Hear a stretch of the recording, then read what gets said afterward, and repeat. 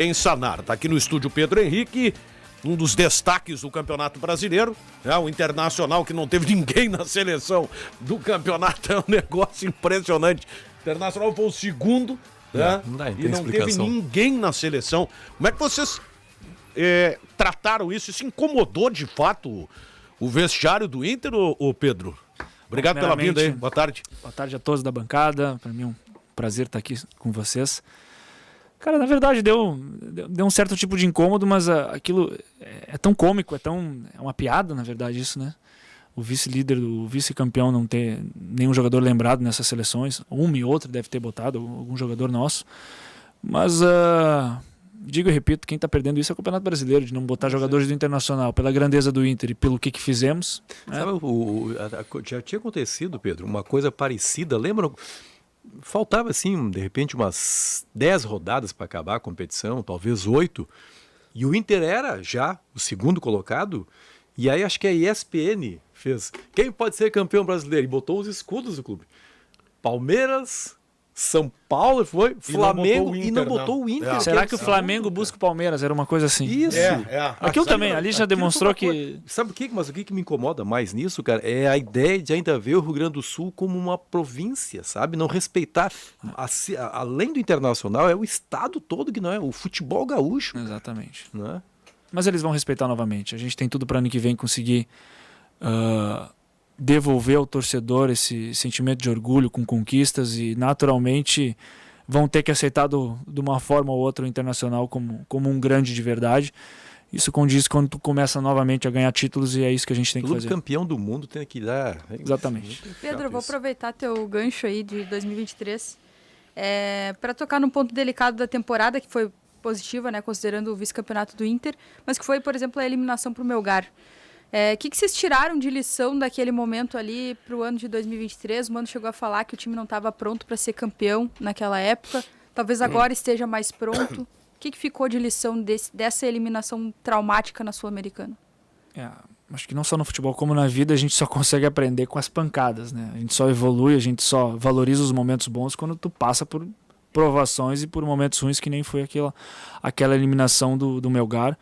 Muito porque a gente suou tanto para conseguir classificar, né, na fase anterior contra o Colo-Colo, e a gente não entrou de salto alto, a gente não fez nada contra o protocolo de respeitar o adversário, de se preparar, de viajar, de fazer tudo, mas no futebol não é que ele te surpreende. Quem sabe encaixa com aquilo que o professor falou, não era nosso momento, a gente não estava preparado. Poderíamos ir para uma final, perder a final e mesmo assim ia ser o mesmo sentimento, né?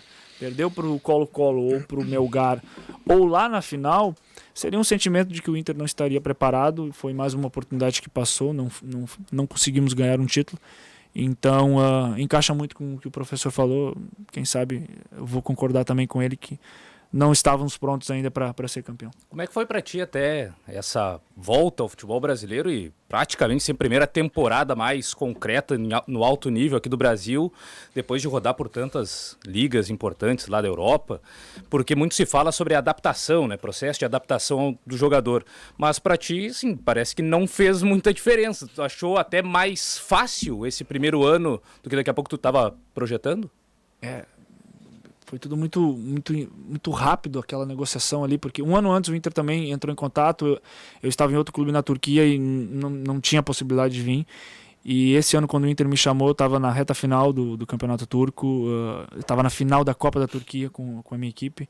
Eu tive que fazer uma escolha muito dura, até porque o convencimento aos turcos também foi bem difícil. Cada escolha é uma renúncia e, como eu sempre digo, foi a escolha mais importante e a mais decisiva da minha carreira, vim para cá. E vim muito preparado com isso que tu falaste também. Eu acho que tudo tem seu momento. Quem sabe se eu viesse em outro momento internacional, não voltaria tão preparado, tão pronto. Eu estava preparado com aquilo. E lembro que quando o Internacional me chamou, eu sou um jogador de não ter muitas lesões no histórico da minha carreira. Só alguma e outra lesão muscular por excesso de fadiga. Quando o Inter me chama, eu machuquei um dia antes. Eu abri a coxa um dia antes. E o Inter me liga. Até comentei com a minha esposa, falei, mas vai me ligar logo agora, eu vou falar pros caras. Aí eu falei, tô machucado, é assim a situação, temos que convencer os turcos, tem que fazer um esforço financeiro, e isso que eu reitero ao presidente Barcelos, que fez o esforço, que apostou em mim também, que me deu essa oportunidade. E era um projeto de vir na metade do ano, eu tive que vir naquele momento, porque na altura o treinador era o Medina, e era uma arrancada de Campeonato Brasileiro que era importante também a gente arrancar bem. E eu lembro quando eu cheguei aqui em Porto Alegre, 2 dias, eu estava na fisioterapia, não cheguei nem a treinar, e eu não cheguei nem a trabalhar com ele, ele foi mandado embora. E aí os meus colegas ali, o Edenilson, os meninos que eu já tinha uma amizade anterior, bem-vindo ao Brasil, é assim mesmo aqui. Mas agora a gente está com um professor que mostrou toda a sua competência, que teve uma carreira que condiz ao seu trabalho. É algo natural que ele está fazendo, porque nada mais, nada menos a gente tem um treinador de alto nível, né? Como extrema, tu joga, prefere o lado direito, o lado esquerdo, e taticamente falando, quais são as principais diferenças que tu vês do futebol brasileiro quando tu aqui esteve, a tua ida à Europa e essa volta ao Brasil, dentro do campo, taticamente falando, mudou muito? Foi fácil se adaptar? E qual dos lados do gramado tu gosta mais de atuar? Cara, eu não vou ser político, eu vou responder porque realmente é uma situação muito, muito fácil de sempre falar sobre esse tema. Eu gosto de jogar pelos dois lados, independente do lado. Nesses 10 anos eu sempre intercalei muito diferentes clubes, eu jogava pelo lado esquerdo ou pelo lado direito. Às vezes eu tinha um ponta no meu time que era canhoto, então ele que tinha que jogar no pé contrário. E eu tenho uma formação também onde eu fui lateral direito muitos anos na base. E com o passar dos anos, nos últimos anos antes do profissional, comecei a fazer muitos gols, e ali, consequentemente, o Linho Camargo, o Lisca, aqueles treinadores que me ajudaram a fazer essa transição para o profissional, me botaram para ser um ponta. E com tudo isso que eu vivi na Europa, vejo uma grande diferença aqui no Brasil de que tem mais espaço para atacar, tá? Mas é mais difícil defender também, porque aqui tu pega jogadores de criatividade, tu pega jogadores de drible. Eu tenho, não facilidade, mas eu tenho mais espaço para poder driblar. Mas também quando eu vou ajudar o lateral aqui, eu sinto dificuldade, porque... O esquerdo, no caso. A gente pega jogadores. Jogamos contra o Santos aqui, o menino, aquele de 17 anos. Ângelo. Foi pro sacrifício. Menino de drible, então tu tem que... Certas partidas o professor cobra muito para tu voltar. Não só por voltar, porque tu vai passar dificuldades. Tu pega jogadores de extrema capacidade de drible, porque jogar na Europa e jogar aqui no Brasil, a gente sabe que tem jogadores de muita criatividade. A gente tem uma matéria-prima muito grande para isso, e essa é a dificuldade, a diferença, não a dificuldade que eu percebo.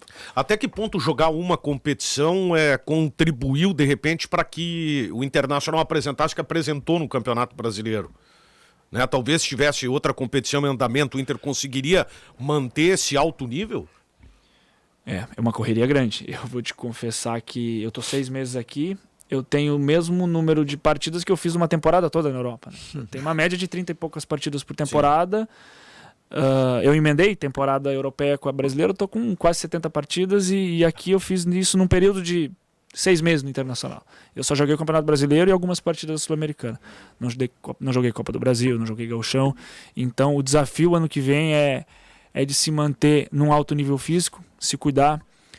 Essa batida de quarta domingo, ela é puxada. Apesar que temos uma exceção boa ano que vem no Brasil, que vai ser a data FIFA. Né? Na Europa para tudo quando tem a data FIFA. Aqui vai ter ano que vem pela primeira vez essa parada, que ela é importante.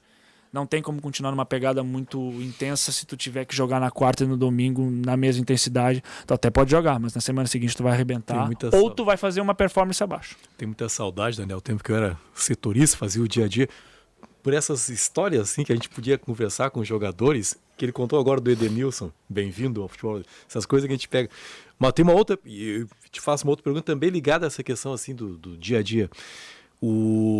Dentro de campo, o Calvin destacou, está voltando agora, né, ao futebol brasileiro, e é uma surpresa para todo mundo a sua performance espetacular. O que os jogadores dos outros times dizem? Cate, onde é que tu andava? Como é que é a troca de papo de vocês dentro de campo? Por esses 10 anos eu ter convivido com muitos jogadores brasileiros também na Europa, eu estou reencontrando alguns jogadores aqui. No jogo do Flamengo, por exemplo, a gente foi entrar em campo, o Davi Luiz foi lá e falou pro Rudinei, atenção que ele, sabe, porque um cara que já jogou contra mim na época da França, outros jogadores também quando a gente atuou contra, alguns treinadores também que pós a partida me cumprimentaram, não te conhecia, parabéns pelo trabalho que tá fazendo. Não só pelo teu ego, que todo jogador tem seu ego de querer ter seu reconhecimento, mas para mim é uma parte legal da minha carreira, porque com o passar dos anos, tu batendo naquela faixa de 30 anos, daqui a um pouco seja o momento de tu aceitar que vou fazer minha carreira toda na Europa e tá legal, porque aqui eu fui vitorioso, aqui eu tenho que valorizar quem me valorizou. Então Deus colocou um momento importante na minha carreira, que eu digo foi o melhor momento da minha carreira como profissional, como atleta, como pessoa, como tudo, poder vir para o Internacional e corresponder a essa expectativa, né? Minha expectativa, porque pro torcedor é uma novidade por não me conhecer. Exato. Não fiquei nem brabo no começo, com, quem sabe, um tipo de desconfiança, um tipo de corneta, porque é natural quando não te conhece. Vai ser o mesmo cara que vai te cornetear, ele vai depois te dar aquele elogio. A gente brincava aqui com o Baldasso antes. Tu acaba recebendo tudo, hoje é muito fácil. Esse filtro da conexão com a mídia social, o torcedor ele tá mais próximo de ti, na parte boa e na parte ruim, né? Então no começo aquilo te dava... Quem sabe para mim não, porque eu sou blindado, eu confio no meu trabalho. Teu familiar, aquela pessoa mais Parece próxima. bem blindado mesmo. Mas Vai falar do cara sem conhecer. Mas depois também com a minha performance jogando, foram os mesmos que me botaram lá em cima. E isso é a parte legal do futebol. Saber aceitar a cobrança, saber aceitar em desconfiança. E também ter naturalidade de não também crescer tanto no momento bom, né? aproveitando que você falou aí do teu começo de temporada no Inter, que pegou o Cacique Medina já indo embora, né? Achou que ia cumprimentar ele, vamos encarar a temporada juntos e nem se viram direito. Mas aproveitando um gancho do que o Edenilson te falou, teus colegas te falaram, o Inter vive nesse momento, e aí após a eliminação para o Melgar também aconteceu muito disso, de vários nomes do elenco serem questionados, né? O Edenilson, o Tyson, tudo isso que você falou da torcida ter essa desconfiança e aí às vezes matar os caras muito cedo, como o próprio Mano já falou. Como que vocês interpretam isso de dentro do vestiário? Vocês têm diálogo entre vocês? O René já deu entrevista aqui para nós e falou das conversas que ele teve com o Edenilson, com o Tyson, porque ele já viveu uma situação parecida no Flamengo, né? Como que vocês encaram isso internamente? De uma certa forma, não só pelo professor, por todo o staff ali do clube, a gente tenta dar uma blindada em tudo isso para não deixar entrar lá dentro e não ser uma parte negativa. Eu entendo perfeitamente o torcedor. O torcedor é passional. O torcedor é o dono do clube. O torcedor que decide, ele é o termômetro, é o cara que vai no estádio, é o cara que paga o ingresso, é o cara que é o sócio. Ele é passional e ele tem esse sentimento. É difícil pro Tyson, que é um vencedor na carreira, já foi campeão no Inter, foi vendido, ele foi para a Copa do Mundo. Na última Copa do Mundo ele estava lá, né? O Edenilson foi com 32 anos para a seleção brasileira. Foi porque tem mérito. Sabe o quanto é difícil para um jogador brasileiro ir para a seleção brasileira? E eles foram.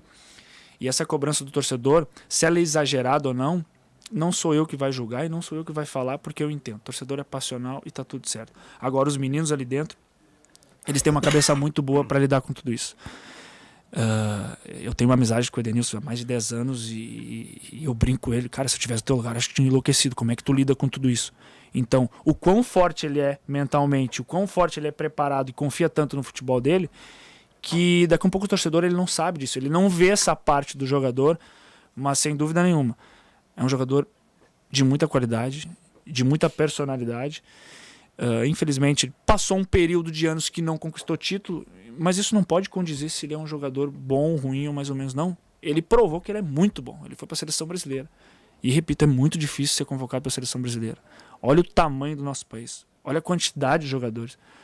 E jogadores, às vezes, que tu tá competindo com um jogador que era volante lá no Real Madrid, e ele estava aqui no Internacional, e ele foi convocado.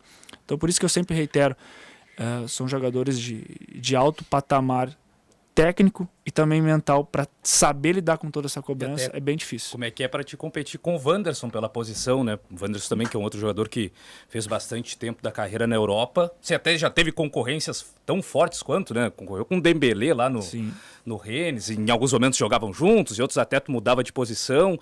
Como é que é ter essa concorrência, sabendo que se tu fizer um jogo ruim, tem um cara tão bom quanto que vai tomar o teu lugar? Eu tive isso em quase todos os clubes da minha carreira, atuar com jogadores na minha posição de seleções. Eu ia para minha data FIFA dar uma volta com a família e o cara estava sendo convocado para a seleção de Camarões, da Polônia, Dembélé surgindo. Então essa concorrência, ela não é novidade. Isso que, por exemplo, eu e o Wanderson, a gente tem essa concorrência sadia. E o Wanderson é craque. O Wanderson eu já conheci ele de anos atrás no Krasnodar. Eu acho que isso é algo que tem que ser tratado com mais naturalidade. clube do patamar, do tamanho do Inter, tem que ter jogadores assim. Tem que ter jogadores. Não te deixa numa zona de conforto Também, né? também. Isso é muito bom, porque quem sai ganhando é o treinador, é o clube, entendeu? Pra nós, repito aqui, nenhum jogador gosta de ficar no banco. Ninguém gosta de, daqui a pouco no momento bom, ter que dar uma segurada. Mas também, aquilo deixa o nível muito alto, sabe? Daqui um pouco, o torcedor, essa cobrança de, tem que jogar junto, quem é o melhor.